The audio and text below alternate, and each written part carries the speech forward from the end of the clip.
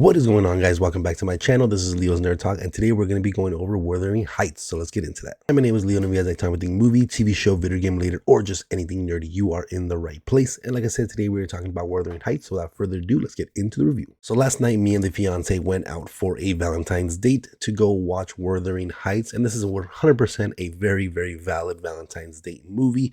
But I didn't go into this movie knowing anything about it. I just knew what was told through the press tour and stuff like that from Margot Robbie and Jacob Elordi.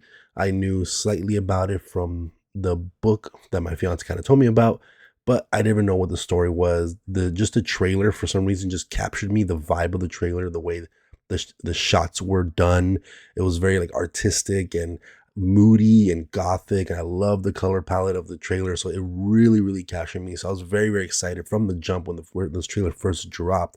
So going to see this movie yesterday was definitely a huge, huge positive on my end because I very, very much enjoyed this film. Still recovering from being sick. I'm not sure if you can kind of hear it on me. I'm probably a little nasally or whatever, but got to get this video out. It's been a tough month or so trying to get to the movie theater. It's been very, very busy with wedding planning and things like that and other stuff that have been going on. So it hasn't been the easiest to go watch some movies, but of course, with Valentine's Day, you have to make some time for a date, and we went to go watch this movie. But before I give you my pros and cons about Wuthering Heights, let me know what you guys thought about the movie in the comment section down below. Also, let me know if you guys read the book, and if you have read the book, how different is the movie from the book? Did they make drastic changes, or is it pretty faithful to the source material? Definitely let me know that in the comment section down below. But starting out with my positives, I think performances across the board were absolutely amazing. Of course, Margot Robbie, Jacob Elordi, they absolutely steal the screen every time they are on the big screen. You know, Jacob Elordi has this charm and aura to him that every time he's on screen, you just feel like that coolness factor from him, which is absolutely awesome. You also have every kind of supporting cast that we have here, where you have Margot Robbie's dad in this movie, where he's kind of like an abusive father, very intense and like grungy, and he's a very interesting character. We don't get much of him, but when we do get stuff of him, he's very good on the screen as well. You have like Jacob Elordi's so he's not Jacob Elordi. You have Margot Robbie's husband in the movie, Edgar, his little sister. She's also very interesting. You also have like Margot Robbie's assistant, who's kind of very slimy and stuff like that. So she kind of tries to manipulate situations and things like that. So I think everybody did a fantastic job. It's a very tight-knit cast of crew. There's really, throughout the whole movie, there's really a total of like maybe 10 people. And for the better half of the end, you're really focusing only on 4 or 5 people. So it's very tight knit of this story that we're kind of getting here. There's not much going on outside of the Wuthering Heights house or Edgar's house as well. It's kind of just going back and forth between those two locations. So not grand in scale, very tight knit, very good set pieces and stuff like that. Speaking of set pieces, I think this movie looks absolutely gorgeous. It has this really nice flavor where it looks ultra realistic, where it kind of also looks fake the way the shots are being done, but I feel like that's very artistic and has a very good color palette. Like the shot choices and the cinematography that we get here, where every single frame just feels like a Renaissance style painting. Like that's how beautiful this movie looks. The color palette is absolutely amazing.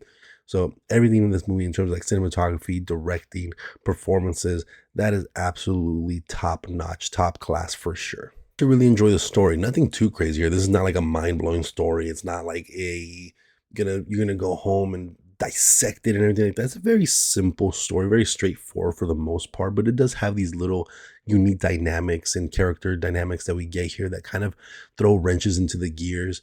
And it's a very gothic, tragic kind of story here, gothic romantic story. So that's always very fun as well. You know, and of course, Jacob Elordi just finished doing Frankenstein, so he's already used to that gothic romantic tragedy story.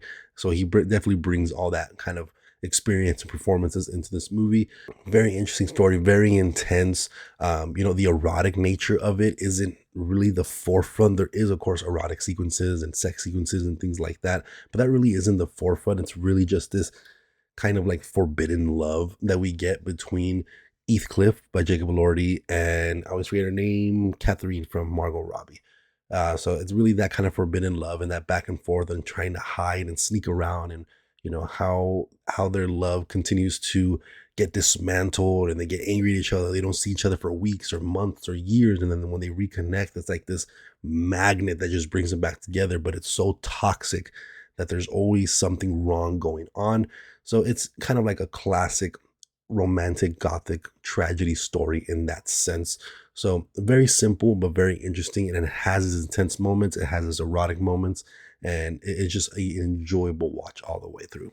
Look on this a little bit, but the color palette absolutely incredible. There's a bunch of uses of red in this movie, and of course red can signify, just like your love, passion, things like that, but it can also be a symbolism for like blood and death and anger, and that is just seeping through this entire movie. Like the amount of red that Margot Robbie wears in this movie, or the amount of like red paint in the hallways, or red like marble flooring, it is obviously just thrown in your face of what the red is symbolizing.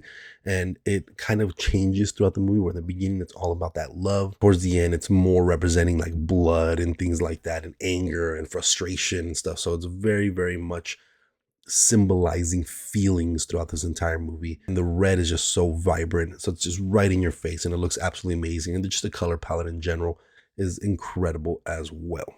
But overall, I had a very much enjoyable time from beginning to end. Such an incredible story. It was just so beautifully shot. Like I very, very much enjoyed this. The intensity, the how sad it can be, how tragic, and the drama in it, the kind of manipulative nature of all these different characters.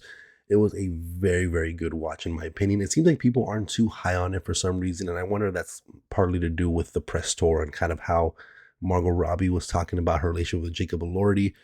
Whatever, whatever. I don't really care about that. I just want to watch the movie on its own merit, and I thought it was absolutely fantastic. I'm not really the biggest like traditional book reader. I prefer to read like comics and things like that. So I wouldn't really read the book too much. I know my fiance wants to read it because she's a big book reader. So it's kind of interesting to see how the book gets adapted and things like that, and what the changes are. I've already looked up some of the changes, and they did do changes towards the end and stuff like that. But I like the direction they took the film. So for me, very, very much enjoyable. A really great date night movie for sure. With that being said, let's go ahead and get into the cons. And I only have really one big glaring con, is probably the overall pacing. I think the direction and the directing was done very well, but you do start to feel that pacing towards the middle and end section, where when we were only an hour and 10 minutes in, I checked my phone thinking that, there's like 20, 30 minutes left. And then I realized there's still like an hour and a half left. And I was like, oh, Jesus Christ, there's still much more to tell in the story, which I guess not really that big of a deal because I did like where the story ended up going, but you definitely do feel that runtime quite a bit. And I don't really know what it is. I don't know if it's they could have cut a little bit short of like the kid's story that we get towards the beginning, like their origin of their friendship. If they could have cut that a little bit, because that's a good like 20-minute section there.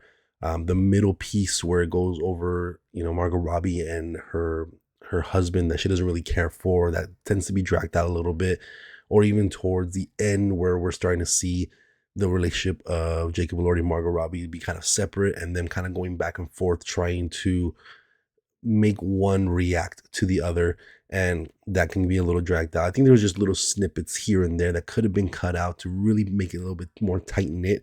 This movie is about 2 hours 20 minutes. I think a tight 2 hours would have been very, very much. It would have been a better approach if it was more of a tight, perfect 2 hours. You could have cut just things here and there to reduce that additional 20 minutes that you get there. But overall, by the time the movie was over, the pacing didn't bug me too much. It's just one thing that for sure was in the back of my mind throughout the entire time. This has nothing to do on the movie itself, but it was a packed theater, which was very surprising. I was very happy to see that it was a packed theater, but oh my God, the people next to me would not shut up. It was the worst thing ever. I've had bad theater experiences in the past. 100%. I've had bad theater experiences, but this one's probably one of the worst because, you have people that are on their phone, and that's annoying. The light goes on, sometimes they'll turn their brightness down. It's not that big of a deal, whatever. So it can be a little frustrating, a little annoying. But these people were talking like their outside voices and laughing out loud, or like, oh, the one that really pissed me off the most is this lady. She grabbed her drink, she took a sip of it, as she was about to put it down, she like shakes it viciously. So the ice is just shaking in there and it's super loud. And then she just puts her drink down. Like, what was the point of that? Whatever. Okay, I'm not gonna get too into it. It was just a very annoying theater experience. But luckily that only lasted for the first hour or so. Then they calmed down a little bit afterwards. So, but just if you're gonna go to a movie like this and it's a packed theater, be mindful of other people. People want to enjoy the movie. Don't be on your phone. Don't talk out loud. And I'm not saying don't talk in general, because I do it too. Like, I'll go over and I'll whisper, but whisper, whisper in their ear. Do your best to not be annoying. Do your best to not be disruptive of the people around you, because they want to listen to the movie. They want to enjoy the movie. They want to seep themselves into the experience. So when you're talking with your outside voices and not giving a fuck, and you're laughing out loud during serious moments, it could be a little frustrating. But that's not a gripe on the movie itself, just the experience that I had yesterday. That is going to be it for this one, guys. Let me know what you guys thought about Wuthering Heights in the comment section down below. Make sure to hit that like and subscribe button. I'll see you guys on the next video. Thank you.